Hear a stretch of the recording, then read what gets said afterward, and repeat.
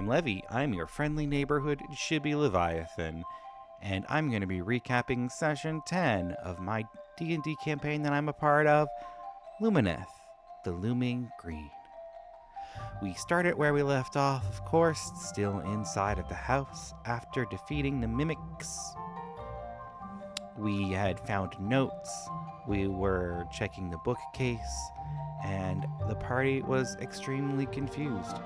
I can't say whether this is because of the week gap in between or because of a slight DM fumble where one of the notes wasn't where it was supposed to be, and so it was explained to us in a way that perhaps didn't point to the clue as readily as it should have. So in our confusion, we stumbled around for a little bit. We went outside of the house and looked through all of the windows, seeing these cutely depicted little scenes of the people that used to live here, I want to say, their struggles and tribulations, how everything came to be, and how we got into our present circumstances. It also gave us clues to each of the rooms and what might be useful going forward as we got to see kind of into each of the rooms. Zeke and Cisco also spent some time going out to the bush that was just outside the house, thinking that it would be a good idea to perhaps dig it up.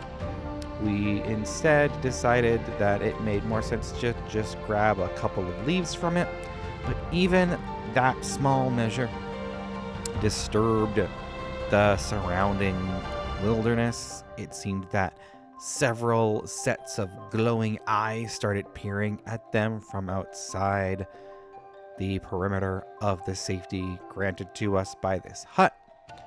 So they did not dig it up. They brought the leaves inside. We were going to see if perhaps these leaves would do something to help us open the next room, as we had heard so much about the leaves of the rowan tree. We thought maybe, since we didn't see any rowan trees, maybe this plant was like a baby rowan tree. We just didn't recognize it. We weren't sure. It took us looking in all of the windows to finally clue in that one of the rooms had blood splattered all over the wall. The blood then made us think about the orb that had blood in it, and we tried to put that into the open mouth of the wolf, which was clearly open.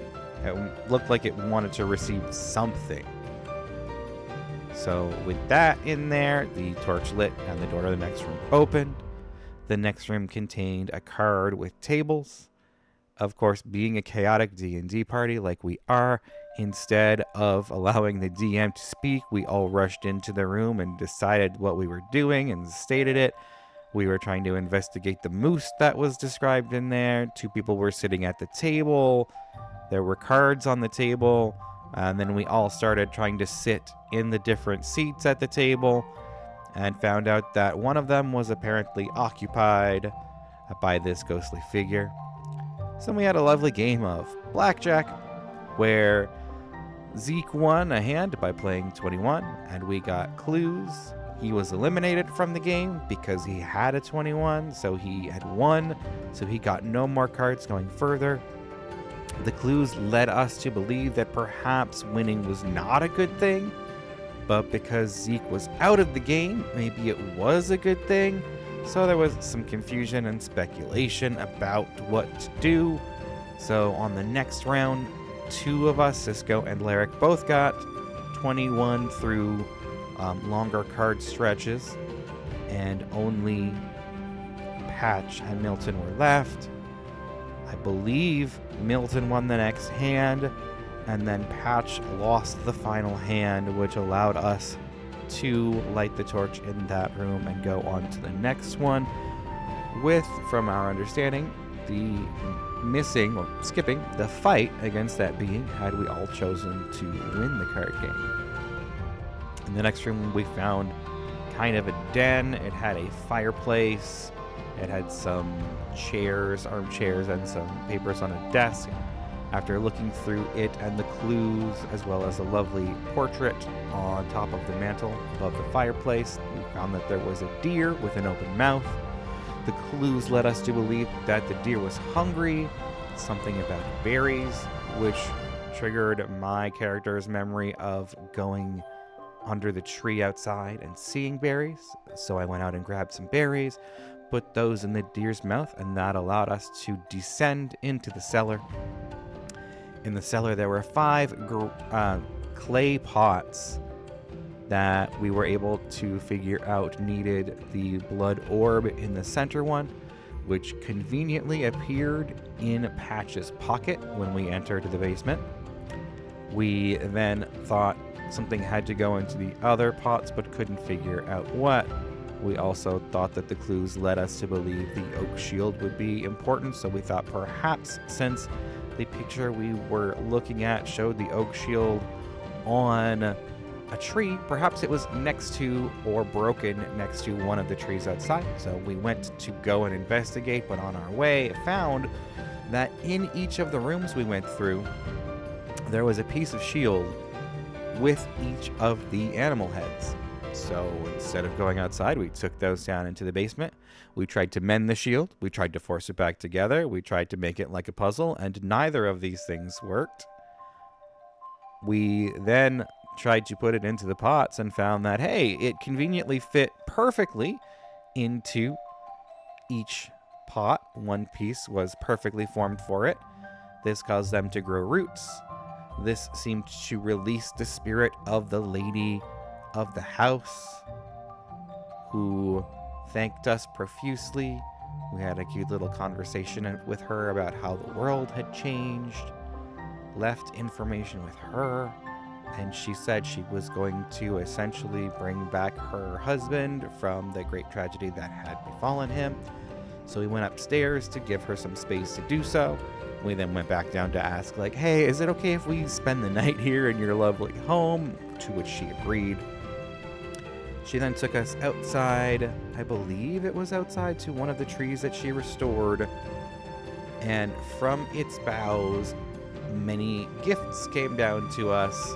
We were each told to choose between 2 magical items, which was kind of a false choice in some ways. Some players decided to take what they thought was the most powerful magic item for their character, and I was on the opposite end of choosing which item my character would choose as opposed to which item was actually more beneficial in the long run.